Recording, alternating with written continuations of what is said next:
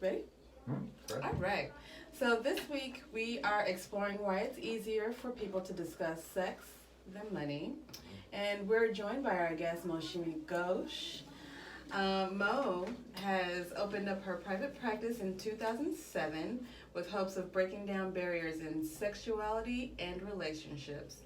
She's the author of 4 books on the subject and host of many sex ed videos, and also the creator of a documentary series on sex work.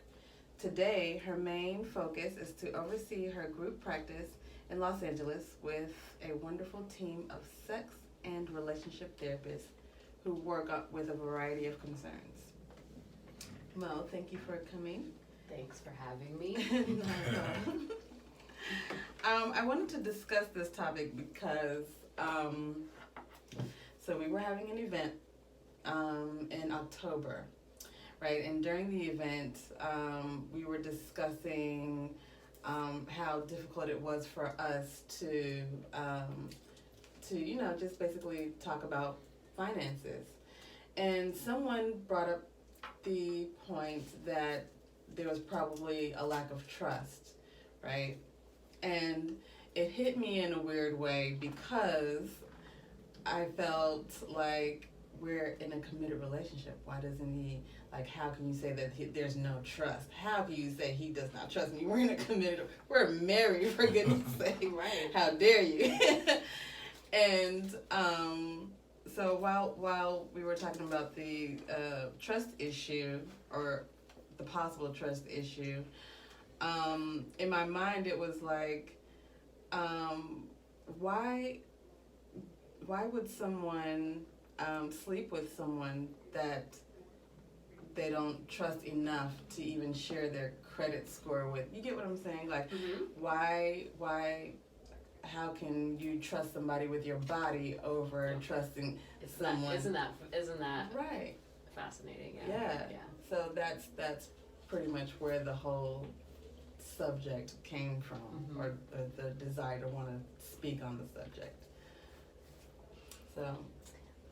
Well, I was just going to say it's funny that we're starting this conversation on the topic of trust, because I think your friend, there was some accuracy in what your friend was saying about the lack of trust, but it's more of I think what happens a lot in long-term relationships is couples think they know everything about the other person. That's like an overly trusting. I already know everything about him or her, right? So there's a lot of, we have a lot of assumptions, as opposed to something that I often, when I'm working with couples, I remind them to just have a constant curiosity about, just about each other and each other's histories and each other's, past, and, money and finances is something that everybody thinks they know about. Kind of like sex, right? I guess so. Yeah. Wow, yeah. I didn't think about it, you just said it, yeah. Well, okay. So, and I'm just going to interject. One of my jobs is to, teach people, not teach, because teach is the wrong word, because we all know about sex. We all understand it fundamentally, right? But we miss the little, the small bits and pieces of how to plug them into specific areas of our relationship, right? So one of the things that I focus on is, even though I'm a therapist, my focus is educating, because we don't ever really get a real education on sex and relationships and how they work together. Right. So we think we know everything about it, but there's so much that we don't actually talk about or process. And so I think finances, one of the things you said to me before was people talk more about sex than they do about money. Because I think people think they don't need to talk about money. They do. I mean, well, they do need to, but they don't. They don't feel like they need to. You were right, because the interview that we just had, they were like, it's not prevalent. It's not the first thing that's usually the looks that they go for, or that sparks everything, and then conversations about finances way on the back burner. Because it's boring. Like, who wants to talk about that? Unless the relationship is based on that. Like, you know, some people go into a transactional relationship Right. based on money. Right. But if it's not about that, then, like, I think that our society, like, for example, if we look at sex work, which is a transactional thing, we don't really, like, it's not like what love and relationships Well, are really, about. just for clarity, when you say Yeah. sex work, you mean the transaction I pay you for? Yeah, sexual- like okay. prostitution, Gotcha, okay. right? So basically, like prostitution or anything of that Escort or something nature, like that, escorts, even strippers and things like that, like all what I'm talking about under the umbrella of sex work. Gotcha. I think as a society, that's not the relationship that we want, right? Mhm. That's not what love is. Right. And so, why would we talk about money? Hmm. Because that's so. Because I think we're taught from a really young age that love isn't about money, Right. and money is evil, Right. right? Right. So if you truly love each other, then you don't need to talk about it. Right. Hmm. That's a good point. That's a good point. Okay. Let's get lengthy. Go for it. I mean, well, I was just basically like thinking about like what the prior guest was talking about, how sex is, you know, something that's more enjoyable, and it's not, and money is not. Their stocks are boring, and like who wants to discuss that? Mm-hmm. And you know, sex is also a way of establishing comfort with someone. Mm-hmm. I mean, I guess we're guilty of that. It's something that led in our relationship, Right. but like, should it be? You know what I mean? Mm-hmm. Or I totally should, know what you mean. Because relationships are a sort of contractual agreement, Mhm. right? Even if you're not actually married and you haven't actually signed any contracts, there's like there's all these unspoken agreements. So you're basically in a contract, right? The reason I say that is because my cultural background is Indian, Mhm. and in India they do a lot of arranged marriages, Right. right? So arranged marriages are based on finances. Yeah. Yeah. So the families know about these two kids. This is their financial upbringing. This is Right. their So it's the merging of two families on a sort of financial sort of basis. Here in the United States and in our grand Western culture culture, yeah. here, it's about love. Yeah. It's not about that. And it's We fall in love, and love is about sex, and so. And But- that's interesting you say that because we're both from the Eastern culture. I'm raised Muslim. Her parents are, she's from Ghana. So when we were getting married, the same thing, not so much the arranged, but the dowry aspect of the dowry, right? Mm-hmm, So both of our families are big on that. Mhm. And that's where the money thing really, like, hey, we're getting married. Okay, cool. That So was the such dowry. an uncomfortable. Oh, interesting. Oh Were my you both raised here? gosh. No. Oh, Well, in the okay. States, Yeah. yes. You were raised in the States. Yeah. Okay, but your families are originally from. Okay. Yeah. So they came from a sort of different mindset Right. around relationships. Yes. Yeah. So we both are first generation American. Mm-hmm.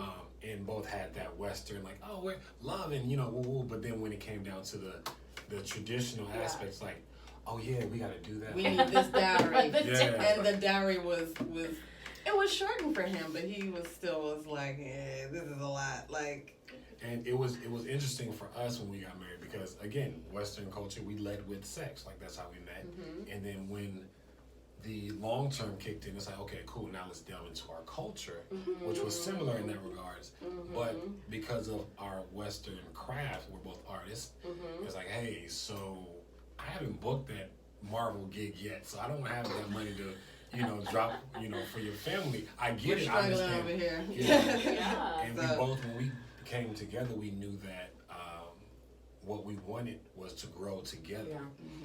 But what was required to, start the growth, it Right. was like, ooh, that's an investment I don't have just yet. So, Mhm. like she said, modifications had to be made. And It was still so kind of uncomfortable. I'm just saying, like it was. Well, and you super- just said, what something that struck me was, the Marvel gig, like artists, Right. actors, whatever your industry is. If you're struggling, it's that much harder to talk Right, about, right? right, Because right. the shame that comes along with not having enough money, right? Especially in a relationship, especially like the gender roles for men. That's like a tricky thing to talk about. I mean, I don't want to assume that that was your experience. I know but- you assume correctly. You're on it. Yeah, and that was I was far more. I'll be completely naked Transparent. here. I'll be Naked, naked here. okay. And that was because when we met, she was at a place where she had already built her credit back to a place where she was, satisfied with it. And I had just moved to Los Angeles and left a lot of things behind in Atlanta. So I was coming in with like a clean slate. Like I'm building at this point, and she had already had a foundation set for herself. So when certain things came into place, I was like, I've only been here for like 4 months now, and it was uncomfortable for me because, again, being a Muslim, the way that it's perceived, men are the protective providers, women are the, play their role. So that caused a bit of friction, if you will, in the beginning. Did it cause friction? Mm-hmm. Really? It definitely carried over. Oh, well, yeah. I can see the carryover, but like I didn't know that there was friction in the beginning with that. Yeah. Maybe. See what the things you're gonna learn about each other on this show. Right. We're all I getting know. naked. We're all getting I naked. know. So yeah, I don't know.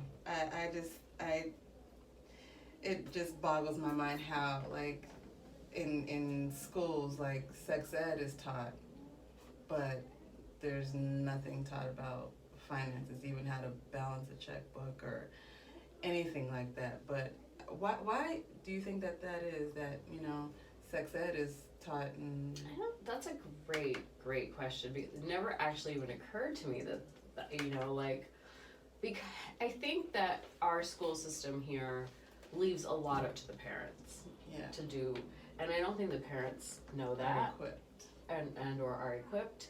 Are the parents even talking about money? That's At what true. point did they start talking about money? That's true. Especially like, I don't actually know how it went down with my parents, but my dad's the the primary breadwinner, and so I know now that my mom does a lot of the financial because my dad's kind of older. But like, did she always? What did she know?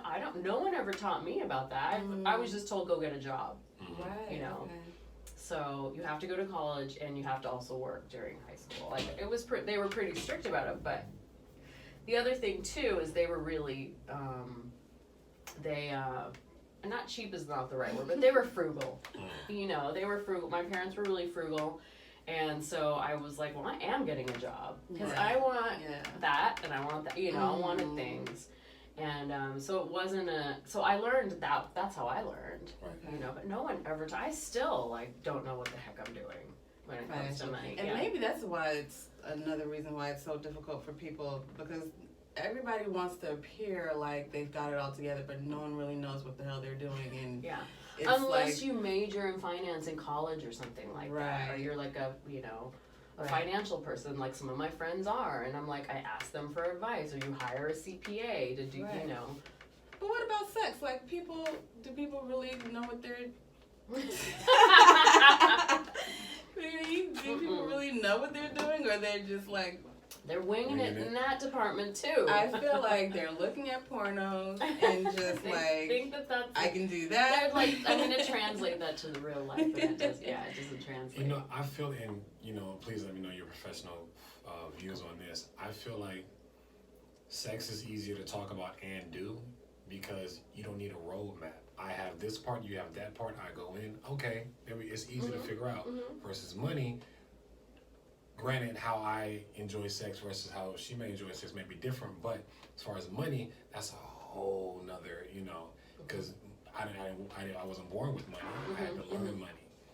I was born with everything that I have, so I feel like. And you learn. But didn't you have to learn everything that you learn how to work with what you Well, had? I think there's a gender difference there too. I think men are like, because everything's external and they talk about masturbation at young ages with each other. Girls don't do that. Yeah. No. Girls aren't like, oh yeah, I masturbated last night. I rubbed one out. Do guys really talk about Yeah. this? Oh, you guys really do? that start at like the age of 12. Yeah, they're like seeing who Seriously? can shoot the farthest. Oh my god! You don't know that? I never played that game. No, I'm just teasing, but you know, like, yeah. Yeah, no, I didn't know about I that. Boys might have been like in do. 4th grade, and like they were talking about beating me, like, oh yeah, you would beat, and I was like, what, like for dinner? Like, what do you mean beat? And they're like, what do you, bro? You don't beat your meat? I'm like, I don't cook, so I don't know what's going on. Right. And then, but that's how I got introduced into Yeah. masturbation. So So, Girls, we never talked about masturbation at all. No. We talked about who's kissed who. Mm-hmm. We talked about in high school, like there would always be the one girl that was fast, and so we'd always ask her questions. Oh, you've had oral before? What was it like? Oh, you sucked a dick before? What was it like? How do you do this? But like, it's you don't ask. Oh, you got a job? How are you balancing your check? How do you balance? Did you open a savings What do you do account? what do you do with your paycheck when you get paid? Like what? There's none of that. are you doing the 10-10-10 though? Are you filing taxes? There's none of that. Yeah, So, there isn't. So I guess that could be And another. even like now that I'm thinking about it, like when you get into your early 20s, you can still be on your parents' insurance. They Yeah, can still yeah. claim you on their I was taxes. to like 25 or something like Yeah. that. I was on my parents' insurance for the longest. So I refused to like To let go. get my own. They were like, what are I you had to be kicked off. Cut me off. Oh, So yeah, I was riding that wave as long as I could. yeah. It was, and then in college, they get you with the whole, oh, come sign up for this credit card. I think that should be banned. That should be illegal. It should be illegal. They do. Because on college campuses, Yeah. they'll sit there and they have all these credit card reps. Come sign up for this credit card. Come sign up for this credit card. You'll get this prize. The stupid little prize that it just means nothing to anyone. But for some reason we fall for it. Run up the credit card bill and it's like we've had no financial education. Yeah. And It's you're stuck. funny. I think you're onto something. I think there's a big conspiracy Yeah. in But- this country And I, to keep us uneducated about money, and it's probably the big banks Right, oh, for right, sure. right. Bank of America was always at my school, and then Wells Fargo. trying to give you credit cards, Yeah. but not getting you to open a checking account. No. But I Right? think No. back to the overall scheme of sex and money, I think that they understand that college kids are at the peak of their sex drive. And what do girls want? Something. What do guys want? Girls. So get the guys to get a card and they'll run it. I mean, you know what I mean? So Oh, that's a Because- good And they point, give the too. girls a card so they can go shopping. Right, Yeah, right. And that's exactly what so it's we do. guaranteed That's everybody's exactly what spending. yeah. The guys are spending on the investment, if you will, and the girls are spending because they want to. Yeah. But everybody's at their peak and or prime, and it's easy target. If I go to an AA meeting and I open up a bar right next door, I'm gonna get some new clientele. They may not want it, but because it's accessible, I know that's what they're trying to And resist. the thing about 18 to 21 college years, it's their first time of living away from home. Right. Yeah. Making their own decisions. You know, Yeah. feeling Yeah. that sense of freedom. Freedom. Mhm. Like Chase Freedom. Yeah. Chase Freedom card, right? Good one. That was nice. Good one. So yeah, well, I guess that's So how do we change it? What do we do? You gotta start having the conversations. I think that's really where it starts, and not letting the conversation be so taboo. Like I remember growing up, if a man put out his wallet in front of me, I always looked away. Oh, It's like, I don't really? I don't want to know anybody else's finances. Uh-huh. So I was always taught like that's your That's business. someone else's This business. is my business. So when we got together, I still had that same mentality, Mhm. and we had separate accounts. And she's like, "Well, I actually suggested to do joint accounts, and we did do a joint account. But I still have my account because this Yeah. is my money, Yeah. and but I was That was okay it. with I sharing felt. my money. I'm sorry because I felt such a way about that. Yeah, it was. Yeah. I see it. did. I did. You still do. I still I- do. Well, no. How did it make you feel? It made me feel like are you serious? Like, why did you want us to have a joint account, but then you still kept your own, like, little private account? It was like, you don't trust Was me. it was a back to the trust. Back to the trust. Coming back around. Back to the trust. Back to the trust. You want to keep your little secret And stash. now, still who no. doesn't trust who? I guess. But back to the topic though, like initially, like we started out again with sex, and that was fine. I trust you with my body, but what I earn, ooh, that's. It was crazy. Like, our relationship really began from, like, what was supposed to be a one-night stand. Like, we led with sex. Those are the best types of Right. relationships too. I think so. Yeah, it worked out.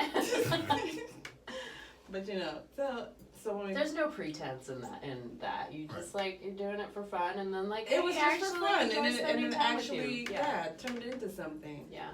Question: how common do you see that, or how common is that in your field? Well, it's funny because I find that a lot of people, particularly like heterosexual couples, they will play the dating game. A lot of heterosexual women will do that. I don't sleep out with a guy for 3 dates. So there's a game being played. And I noticed that in like more alternative lifestyles, like the queer community, the gay community, stuff like that, they're leading with sex. And, leading with what feels good, what's fun. And that seems to, they're leading with a different foot. There's not a lot of expectation in that. So it seems to work better. But who's to say, right? Interesting. Okay. At least in the Yeah. short But run. I think that, a lot of that has to do with how we're socialized. Like, women are definitely taught, like, You want to be prim and proper. prim and just, proper, like, don't give it reserved. away to just anybody, like, it's gotta be the right guy, and all of that stuff, so, Okay. yeah. Well, we're going to wrap up this episode. Stay tuned for part 2, where we discuss how struggles with finances can affect your sex life with Mo. Part 2 coming up. Part 2. Thank you. Thank you. Good stuff. This commercial brought to you by Snickers.